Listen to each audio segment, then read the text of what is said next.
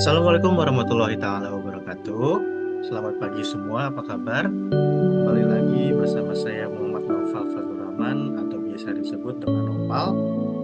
Hari ini atau kesempatan kali ini izinkan aku buat nge-share konten-konten yang bermanfaat dan yang barangkali bisa membuat kalian semua terinspirasi dan terinovasi oleh konten-konten yang aku bikin. Nah, untuk sekarang kita akan belajar tentang yang namanya desain komunikasi visual. Apa itu desain komunikasi visual atau biasa disebut DKV? Nanti kita akan belajar satu persatu. Untuk sekarang, kita akan belajar pada pertemuan pertama ini atau pertemuan perdana ini yang disebut dengan berpikir kreatif. Apa itu berpikir kreatif? Baik itu berpikir kreatif, apa itu nirmana, apa itu fotografi, dan sebagainya. Terutama untuk kalian nih yang mau masuk ke jurusan desain komunikasi visual atau DKV, barangkali aku bisa sharing-sharing soal ilmunya. Karena latar belakang aku adalah seorang mahasiswa lulusan S1 Desain Komunikasi Visual di Institut Teknologi Nasional di Kota Bandung. Nah, untuk pertemuan kali ini aku akan sharing tentang salah satu ilmu awal atau ilmu dasar banget di desain komunikasi visual. Apa itu? Yakni berpikir kreatif. Ya, jadi berpikir kreatif ini bisa teman-teman analogikan sebagai dasar dari desain komunikasi visual. Sebenarnya apa sih desain komunikasi visual itu? Jadi gini, desain komunikasi visual itu adalah bagaimana kita merancang suatu masalah yang ada di depan kita, kita rancang dan kita hasilkan atau outputkan sebagai visual, sebagai eh, solusi visual. Solusinya itu berupa bisa jadi poster, bisa jadi iklan, bisa jadi macam-macam lah. Jadi bagaimana kita menyampaikan proses komunikasi itu dengan secara ada tahapannya nanti. Ada teori Laswell, ada teori SWOT, ada teori AISAS, AIDA, dan lain sebagainya yang nanti kita akan bahas di episode selanjutnya. Nah, contohnya begini. Misalnya kamu mau ngasih apel, buah apel ke orang yang kamu sukai atau orang yang kamu crush lah. Tapi kamu nggak tahu gimana cara ngasih apel itu ke dia. Nah, gimana caranya? Nah, itu kan suatu masalah atau suatu problem. Caranya itu bisa banyak. Bisa melalui ini. Tapi ada satu cara yang bakal aku sharing di sini, yakni menggunakan ilmu desain komunikasi visual ini. Bagaimana caranya? Yakni dengan cara kamu dari apel yang ingin kamu kasih ke dia, kamu tulis, kamu gambar di suatu media kertas atau apalah, kamu rancang, dan kamu berikan pesan itu kepada orang yang kamu sukai itu. Itu barangkali contoh sederhana dari desain komunikasi visual. Bagaimana masalah yang ada di kamu hadapi bisa diselesaikan dengan solusi visual. Oke, tanpa berlama-lama lagi, kita akan membahas tentang yang namanya berpikir kreatif. Apa itu berpikir kreatif? Berpikir kreatif itu adalah kemampuan untuk menciptakan ide-ide baru, solusi-solusi inovatif, dan cara-cara baru dalam memecahkan masalah. Jadi kembali lagi ke desain komunikasi visual itu ada masalah, terus kamu selesaikan atau pecahkan masalah itu dengan pemikiran-pemikiran kreatif gitu. Jadi kreatif itu bukan out of the box gitu ya. Bukan selalu out of the box, tapi bagaimana caranya kamu memecahkan masalah itu dengan cara-cara kreatif.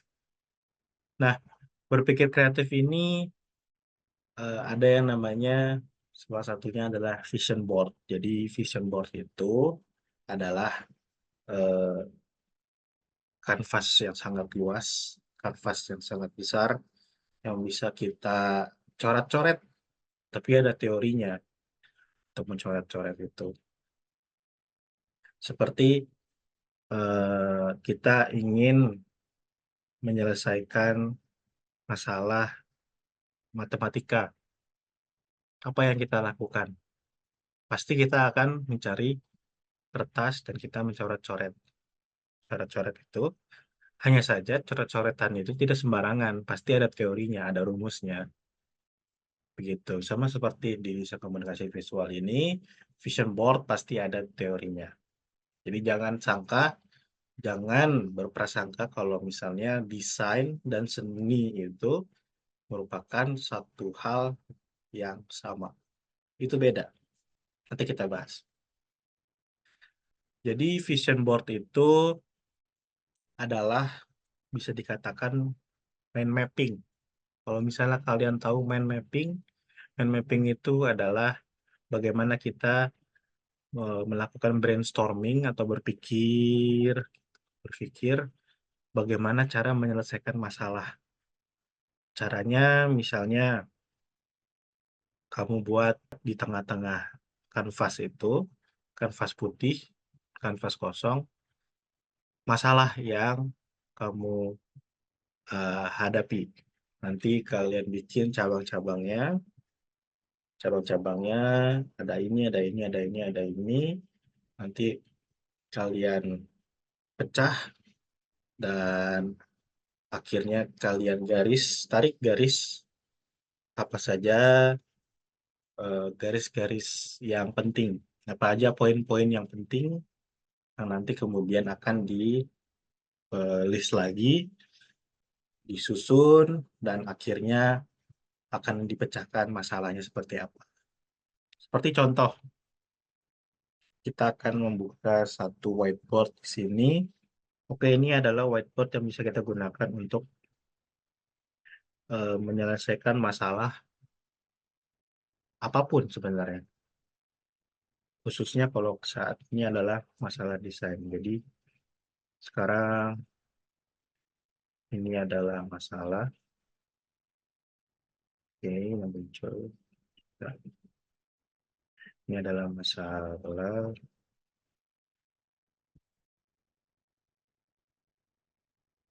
Dan kemudian ini adalah solusi. Bagaimana caranya biar kita dari masalah ini menuju ke solusi? Ada banyak cara. Ada banyak cara. Tapi yang kita gunakan ini adalah satu cara ini yang disebut dengan mind mapping.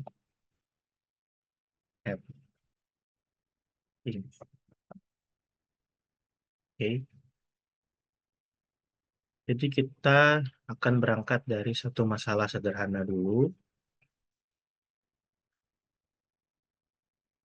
Pertama masalahnya adalah apa contohnya? Kita akan bermain bola basket. Ini adalah kondisi idealnya, tapi masalahnya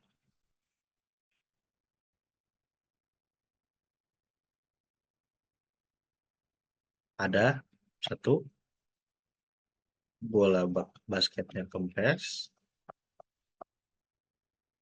yang kedua tidak ada orang yang ingin bermain basket atau anggotanya tidak ada.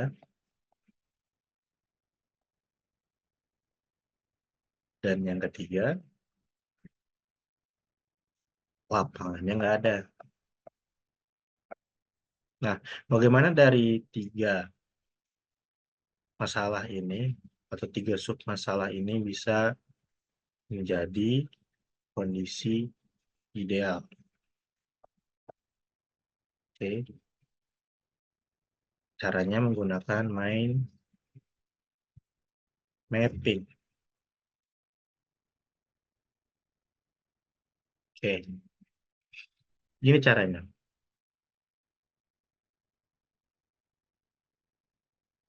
Ini kan ada cari satu-satu dulu.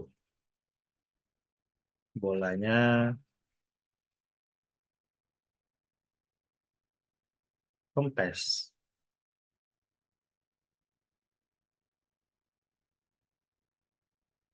Oke, bolanya kempes. Jadi kita harus ngapain? Identifikasi dulu menggunakan yang namanya 5W plus 1H. Oke, ini nanti bakal kepake terus saat kita menyelesaikan solusi-solusi atau masalah desain yang ada di kehidupan kita sebagai desainer. Oke, jadi bisa dibilang W-nya itu, 5W-nya itu satu adalah what. What itu apa? Habis itu why, kenapa? Kemudian yang ketiga itu when, kapan kejadiannya? Who, siapa? Kemudian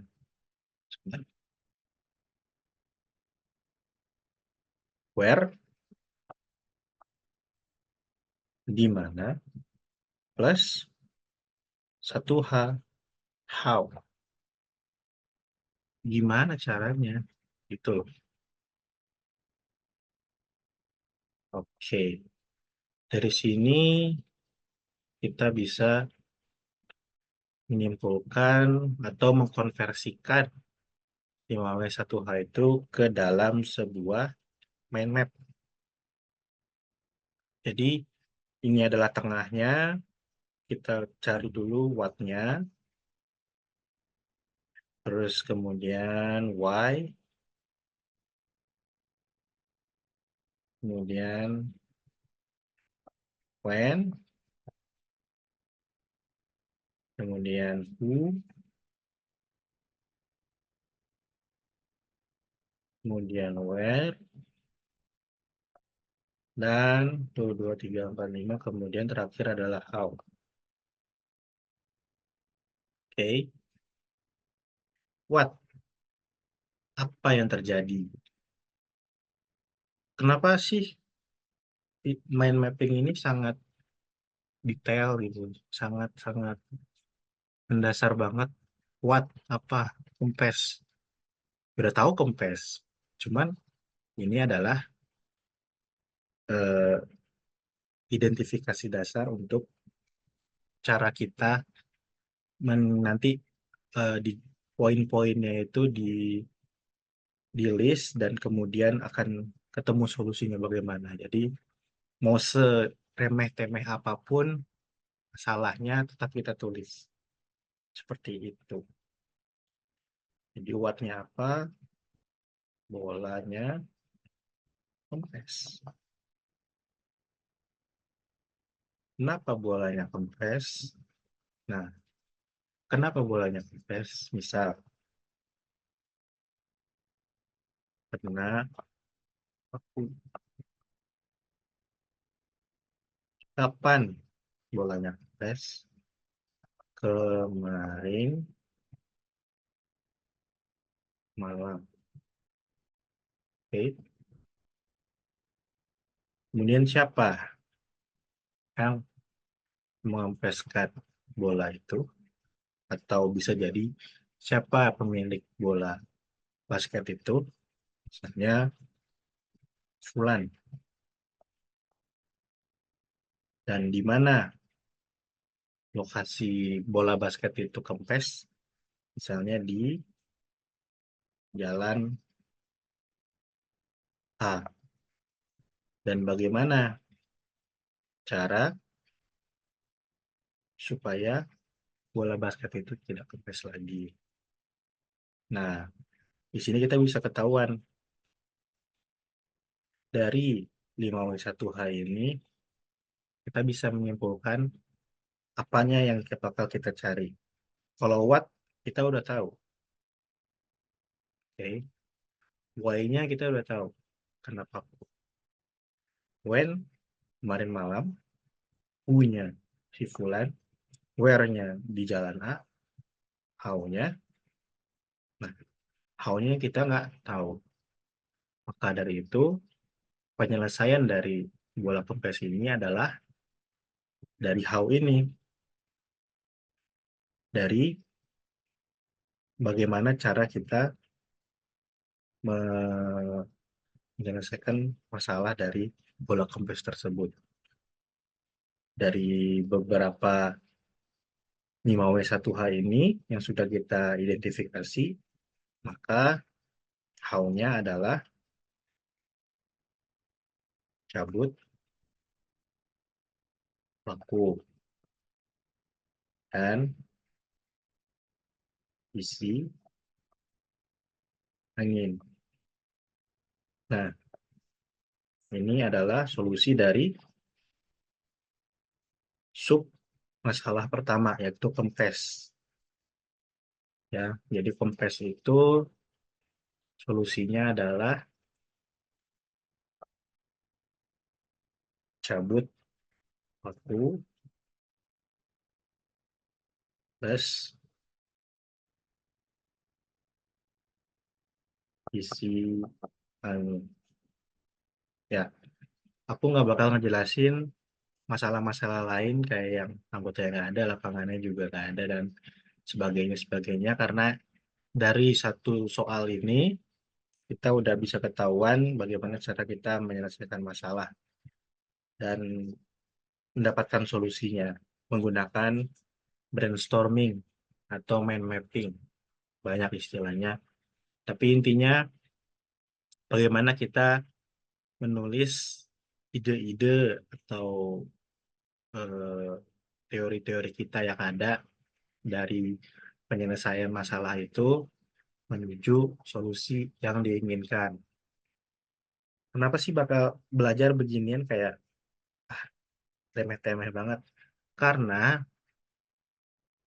nanti di desain komunikasi visual bakal ada yang namanya problem solving. Nah, aku tarik garis. Ini kan soal bola doang, bola basket doang. Semua orang tahu kalau misalnya bolanya kempes, pasti diisi angin. Pasti cabut paku, isi angin. Sesimpel itu. Coba kalau misalnya aku kasih kayak gini. Masalah. Ini mana? Nah ini, masalah adalah klien mau bikin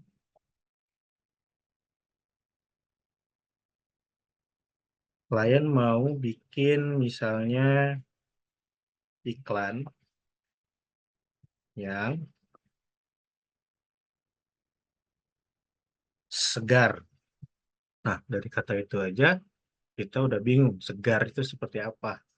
Iklan yang segar dan muda. Iklan yang segar dan muda aja kita udah bingung. Segar gimana, muda gimana. Nah, oleh karena itu perlu yang dinamakan brainstorming atau mind mapping.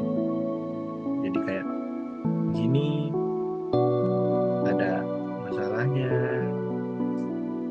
terus di list apa aja, nanti eliminasi, kemudian ditarik kesimpulan, dicari, ada yang namanya Thoren manner, ada yang namanya teori komunikasi, ada yang namanya strategi komunikasi. Bingung nanti kan kalau misalnya kita tidak tahu apa tujuan dari mind mapping ini, karena sebetulnya mind mapping ini sangat, menurut aku ya, sangat krusial di awal-awal penentuan desain. Jadi seperti itu. Dan ini adalah contoh dari bola tadi yang nantinya akan kita gunakan di masalah-masalah desain berikutnya. Oke, sekian atau demikian dari aku. Baik, demikian penjelasan dari aku soal berpikir kreatif. Nanti kita bakal diskusi kalau mau, atau memang kalau memang nggak ada diskusi atau pertanyaan di kolom komentar, aku bakal ngelanjutin materi tentang berpikir kreatif part 2. Atau kalau misalnya mau lebih lanjut lagi, aku bakal bikin video tentang nirmana.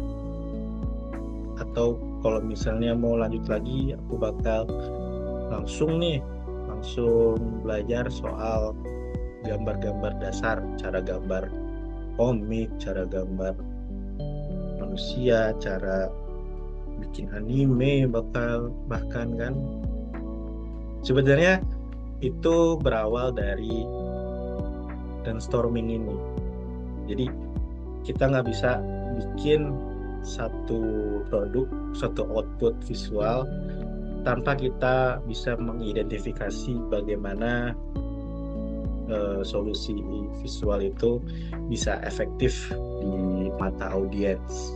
Itu bahasanya agak advance, cuman kalian kalau yang udah tahu bagus, kalau yang belum tahu kita belajar bersama-sama ya. Baik, demikian dari aku, Nopal, sharing pengalaman aja. Assalamualaikum warahmatullahi taala wabarakatuh.